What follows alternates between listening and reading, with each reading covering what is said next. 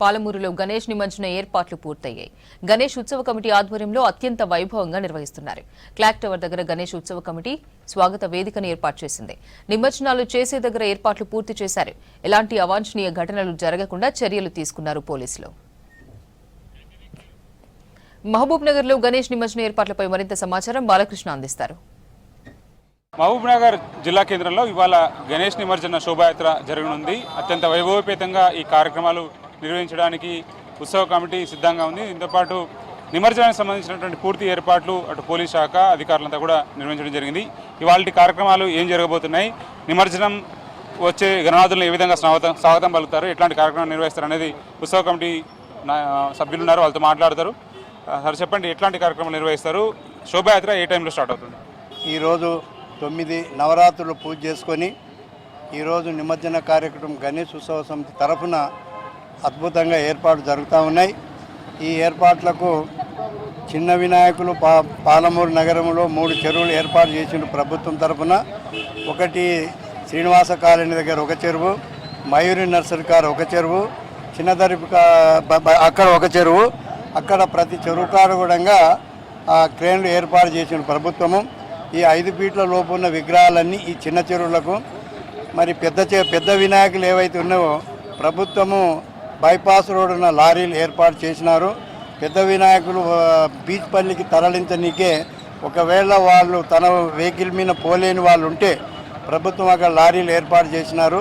ఇక్కడ స్వాగత వేదిక దగ్గర హారతి తీసుకొని అక్కడ బైపాస్ పోతే పెద్ద వినాయకులు అక్కడ ప్రభుత్వం లారీలు తీసుకొని అవి ఇక్కడ నిమజ్జనం చేస్తారు.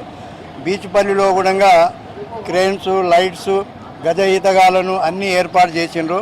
ఏర్పాట్లకు ఏమి ఇబ్బంది ప్రభుత్వం చేసింది కనుక ఈరోజు పాలమూరు నగరంలో అత్యంత వైభవంగా గణేష్ ఉత్సవ సమితి తరఫున ఏర్పాట్లు జరుగుతూ ఉన్నాయి.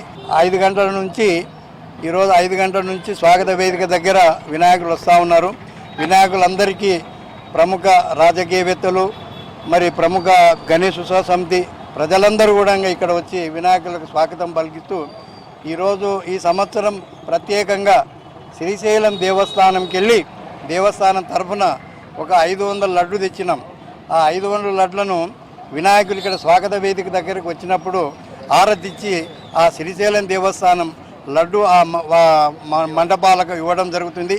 అదేవిధంగా వచ్చిన ప్రజాప్రతినిధులకు కానీ మరి ఎస్పీ, కలెక్టర్ వాళ్ళందరికీ గౌరవ పెద్దవాళ్ళందరికీ కూడా స్వాగతం పలికి వాళ్ళందరికీ కూడా శ్రీశైలం ప్రసాదం ఇవ్వబడుతుంది. మరి అదేవిధంగా తెల్లవారు పోలీస్ సిబ్బంది కానీ, రెవెన్యూ సిబ్బంది కానీ, ఎలక్ట్రిక్ సిబ్బంది కానీ, మున్సిపల్ సిబ్బంది కానీ అన్ని సిబ్బందులకు కూడా ఈ యొక్క సహాయ సహకారాలు అందిస్తున్నారు కనుక వారందరూ కూడా నిమజ్జనం అయిపోయిన తర్వాత వారందరూ కూడా సన్మానం చేసి వాళ్ళందరూ కూడా ప్రసాదం ఇవ్వబడుతుంది.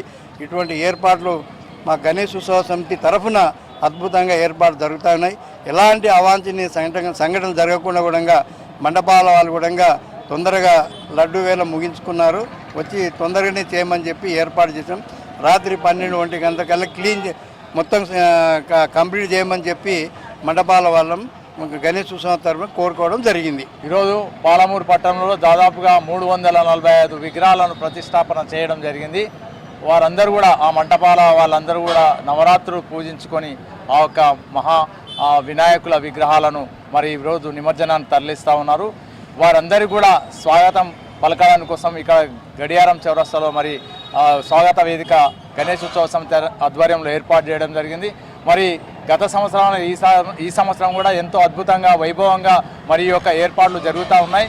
మరి ఎవరైతే ఇక్కడ ఉన్నటువంటి గణేష్ ఉత్సవ సమితికి సంబంధించినటువంటి పెద్దలు యాదిరెడ్డి అన్న గారు, లక్ష్మణ గారు, తర్వాత మిగతా మల్లాద్రి గారు, శ్రీధర్ గారు, కృష్ణ వర్మ గారు, చాలామంది పెద్దలందరూ కూడా మరి ఇక్కడ ఉండి ఏర్పాట్లను పరిశీలిస్తూ ఉన్నారు.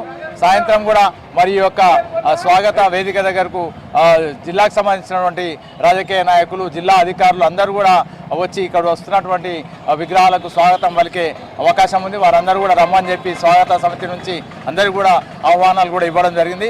వారు వస్తే పెద్ద ఎత్తున ఈ యొక్క కార్యక్రమం గణేష్ ఉత్సవ సమితి ఆధ్వర్యంలో నిర్వహించబడతా ఉంది. ఇవాళ సాంస్కృతిక కార్యక్రమాలు ఏ విధంగా ఉండేవి? ఈరోజు సాంస్కృతిక కార్యక్రమాలను రాష్ట్ర ప్రభుత్వము సాంస్కృతిక కార్యక్రమం నిర్వహించడానికి గొప్పగా ఏర్పాట్లు జరిగినవి.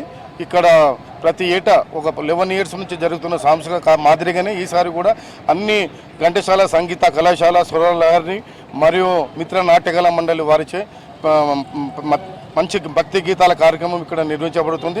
దానికి అన్ని ఏర్పాట్లు కూడా మాకు జిల్లా మన గణేష్ ఉత్సవ సమితి అధ్యక్షుల వారు కార్యదర్శులు అందరూ కూడా మాకు సహకరించారు. ఆ కార్యక్రమం గొప్ప జరుగుతుంది. మహిళలు పెద్ద ఎత్తున భారీగా వచ్చి ఇక్కడ నిమజ్జన కార్యక్రమం తిలకించవలసిందిగా ప్రజలందరినీ కూడా గణేష్ ఉత్సవ సమితిని కోరడం జరుగుతుంది. సో మొత్తానికి ఇవాళ నిమజ్జన కార్యక్రమం అత్యంత వైభవపేతంగా జరుగుతుంది. సాయంత్రం క్లాక్ టవర్ చౌరస్తా అంతా కూడా కిటకిటలాడుతుందని చెప్పవచ్చు. ఒకవైపు సాంస్కృతిక కార్యక్రమాలు, మరో పక్కన 9 రోజుల పాటు పూజలు అందుకున్న గణనాథులంతా కూడా స్వాగత మండపానికి చేరుకొని ఇక్కడ హారతి పలికిన తర్వాత నేరుగా నిమజ్జన కార్యక్రమానికి కలిగి వెళ్తాయి. గంగమ్మ ఒడిలో చేరేందుకు గణనాథులంతా సిద్ధమయ్యారు. సో పెద్ద పెద్ద వినాయకులన్నింటి కూడా బీస్పల్లి ఏరియాలో నిమజ్జనం చేస్తారు. చిన్న వినాయకుల్ని చుట్టుముట్టు ఉన్నటువంటి చెరువులు, హన్వాడ కానీ లేకపోతే అప్పనపల్లి అట్లాంటి చెరువుల్లో నిమజ్జనం చేస్తారు. ఈ అన్నికి సంబంధించిన ఏర్పాట్లన్నీ కూడా పూర్తయ్యాయి. ఇది మహబూబ్నగర్ జిల్లాలో వినాయక నిమజ్జనానికి సంబంధించిన అప్డేట్. కెమెరా పర్సన్ శ్రీనివాస కలిసి బాలకృష్ణ, V6 న్యూస్, మహబూబ్నగర్.